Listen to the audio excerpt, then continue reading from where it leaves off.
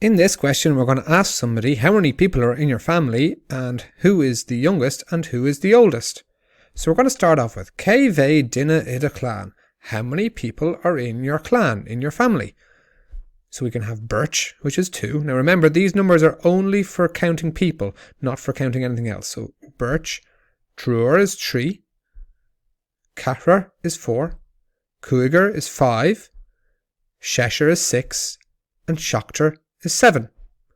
So you can say Tá, you could say Tá Cahra i mo chlann, there are 4 in my family. Or Tá Cúigear i mo chlann, there are 5 in my family. The next question then is, Cé atá an duine is óige. Who is the duine is óige? Who is the youngest person? So you could say, is Misha, I'm the youngest person, or Madrahar, or the name of the person is the youngest. And then the other question is, Cé atá an duine is sine. Who is the oldest in the family? And you could say, is daddy or is mommy an duine is sine. So find somebody and ask them that question, and then ask them Cé atá an duine is óige, and then Cé atá an duine is sine.